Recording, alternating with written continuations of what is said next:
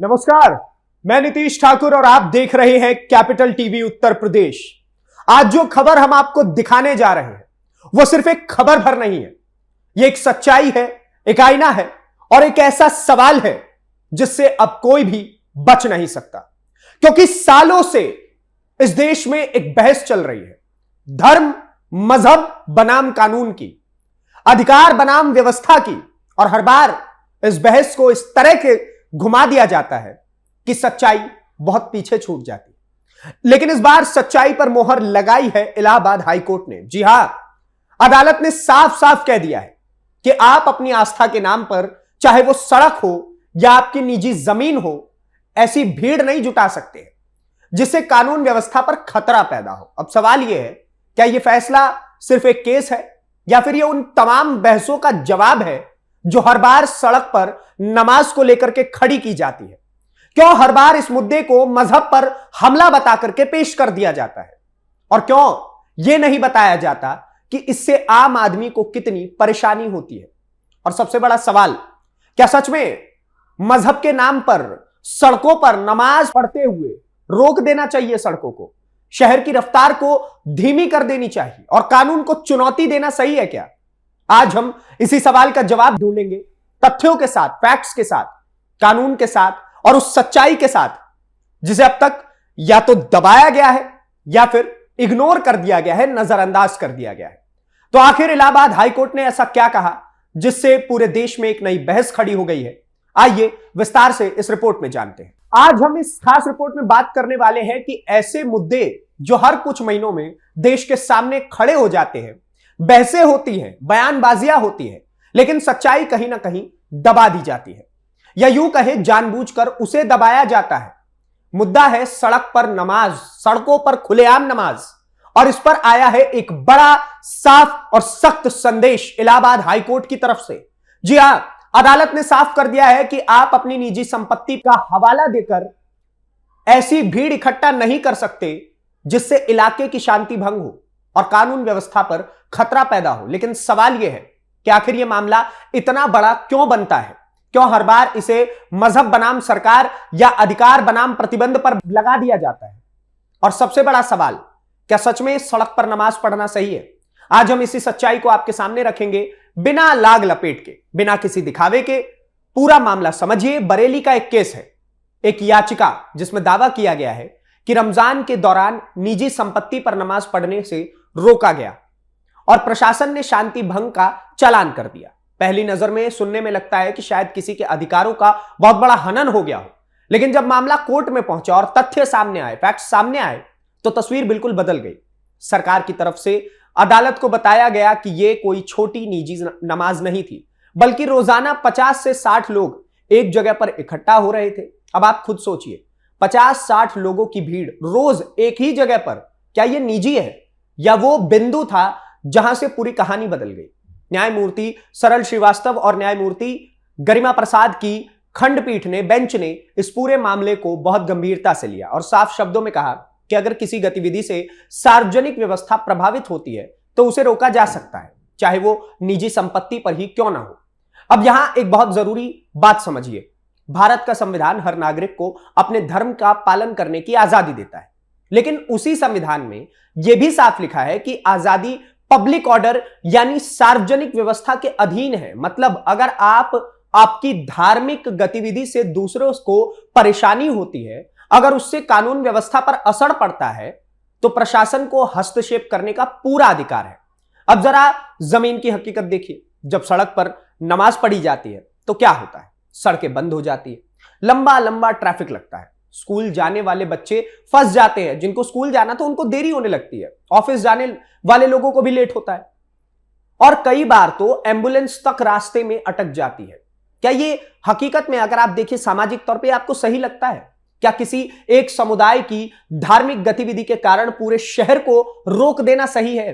अगर आज इसे सही मान लिया जाए तो कल कोई और समुदाय भी यही करेगा। कोई सड़क पर हवन करेगा, कोई जुलूस निकालकर रास्ता रोक देगा, कोई और धार्मिक कार्यक्रम के नाम पर सार्वजनिक जगह घेर लेगा। फिर क्या होगा? फिर देश कानून से नहीं बल्कि भीड़ तंत्र से चलने लगेगा, और यही अराजकता की शुरुआत होती है। इसलिए अदालत ने जो कहा वो सिर्फ एक आदेश भर नहीं है, बल्कि एक सिद्धांत है। कोर्ट ने साफ कर दिया है कि निजी संपत्ति का मतलब यह नहीं है कि आप वहां कोई भी गतिविधि कर सकते हैं, खासकर तब जब वो गतिविधि आसपास के इलाके को प्रभावित कर रही हो। और सबसे अहम बात, कोर्ट ने प्रशासन को पूरी छूट दी है कि अगर भविष्य में फिर से ऐसी भीड़ जुटती है तो वो सख्त कार्रवाई कर सकते हैं। यानी ये संदेश साफ है, कानून सबके लिए बराबर है। अब इस पूरे मामले में एक और दिलचस्प मोड़ आ गया है। याचिकाकर्ता के वकील ने कोर्ट में आश्वासन दिया है कि आगे से इतनी बड़ी संख्या में लोगों को इकट्ठा नहीं किया जाएगा। कोर्ट ने इस वादे को रिकॉर्ड पर लिख लिया है, साथ ही चेतावनी भी दी कि अगर वादा टूटा तो कार्रवाई होना तय है। यानी अदालत ने एक संतुलन बनाया, न्याय भी दिया और कानून का सम्मान भी बरकरार रखा। लेकिन अब सवाल यह है, क्या यह मुद्दा यहीं पर खत्म हो जाएगा या फिर इसे फिर से धर्म के खतरे के नाम पर उछाला जाएगा? क्योंकि हर बार जब भी इस तरह का फैसला आता है, कुछ लोग इसे तोड़ मरोड़ करके पेश करने लगते हैं।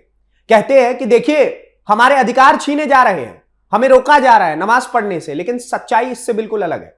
सच्चाई यह है कि किसी को उसके धर्म से नहीं रोका जा सकता, उसकी धार्मिक आजादी से नहीं रोका जा सकता। सिर्फ यह कहा जा रहा है कि धर्म के नाम पर अराजकता मत फैलाइए। आप नमाज पढ़िए, जरूर पढ़िए, मस्जिद में पढ़िए भाई, घर में पढ़िए, निर्धारित जगह बनाई गई है वहां पर जाकर के पढ़ लीजिए। लेकिन सड़क पर, सार्वजनिक जगह पर दूसरों को रोक करके यह कहां तक सही है? और यही वो सवाल है जिसका जवाब आज पूरे देश को ईमानदारी के साथ देना होगा। क्योंकि अगर आज हम इस सच्चाई को स्वीकार नहीं करेंगे तो कल यह समस्या और ज्यादा बड़ी होती जाएगी और फिर शायद उसे संभालना मुश्किल हो जाए। इलाहाबाद हाईकोर्ट का यह फैसला सिर्फ एक केस का फैसला नहीं है, यह एक आईना है जिसमें हमें अपनी सोच देखनी होगी, अपनी जिम्मेदारी समझनी होगी। क्योंकि इस देश में आस्था की आजादी है, लेकिन उस आजादी के साथ एक जिम्मेदारी भी दी गई है और वो जिम्मेदारी है दूसरों की आजादी का सम्मान करना। यानी कि आप अपनी आजादी मनाइए, उसका पालन कीजिए, लेकिन दूसरों की आजादी में आप ठेस मत बनिए। कानून का पालन करना है और समाज में शांति बनाए रखना है। और हम ये नहीं समझेंगे तो फिर हर चीज विवादित बनती चली जाएगी। और अंत में सबसे बड़ा सवाल आपसे, क्या धर्म के नाम पर सड़कें रुकनी चाहिए? क्या आस्था के नाम पर कानून को चुनौती दी जा सकती है? क्या किसी एक की सुविधा के लिए पूरे समाज को परेशान करना सही है? सोचिएगा जरूर, क्योंकि फैसला अदालत ने तो सुना दिया है, अब बारी समाज की है। कैसे जीना है, कानून के साथ या फिर सो कॉल्ड भीड़ तंत्र के साथ? क्योंकि हमने कई बार उत्तर प्रदेश की सड़कों पर देखा है, लगातार बार बार हमारे सामने तस्वीरें आती हैं, चाहे वो मेरठ हो, मुजफ्फरनगर हो या अन्य कोई इलाका हो। लगातार लोगों को हमने देखा है कि लोग वहां पर खड़े होकर के सड़क के बीचों बीच नमाज पढ़ते हैं। हालांकि ये 2017 में जब से योगी आदित्यनाथ की सरकार आई तब से ये कम हुआ है, लेकिन फिर भी कई ऐसे AIMIM के नेता हैं, समाजवादी पार्टी के नेता हैं, जो अपने आप को मुसलमानों का पैरोकार बताते हैं, लेकिन उनसे बोलते हैं कि आप एक काम करिए, आप ये गलत कर रहे हैं, हमें सड़कों पर नमाज पढ़ने दीजिए। सिंपल और सीधा लॉजिक ये है। अरे क्यों पढ़ने दिया जाए सड़कों पर नमाज, जब आपकी वजह से, आपके धार्मिक कट्टरपंथी की वजह से, आपकी धार्मिक कट्टर सोच की वजह से पूरे समाज को समस्या हो, तो पूरे समाज को साइड में इत्र में रख करके आपकी ही बात सुनी जाएगी। और यह तो बेहद गलत होगा। यह तो उन लोगों के साथ अन्याय होगा जो इस देश के संविधान में भरोसा करते हैं। और बार बार की ये तस्वीरें हैं। इस बार भी आपको पता होगा, संभल के सीईओ ने जब चेतावनी दी तब जाकर के वो तस्वीरें कम हुई हैं कि लोग सड़कों पर नमाज नहीं पढ़ रहे थे। वरना संभल के सीईओ ने सीधे तरीके से कहा था कि जो सड़क पर नमाज पढ़ेगा या जो रीलबाजी करेगा उसको उसका रेल बना दिया जाएगा। तब जाकर के ये लोग समझे। और उसमें भी AIMIM के नेताओं को समस्या होने लगी, सारे के सारे चीख चीख करके पूरे प्रदेश में हल्ला मचाने लगे। और ना केवल प्रदेश के अंदर, पूरे भारत में जा जा करके हल्ला मचाने लगे कि देखिए हमें नमाज नहीं पढ़ने दिया जा रहा है, हमारी धार्मिक जो मौलिक अधिकार है उसका हनन हो रहा है, उसको खत्म किया जा रहा है।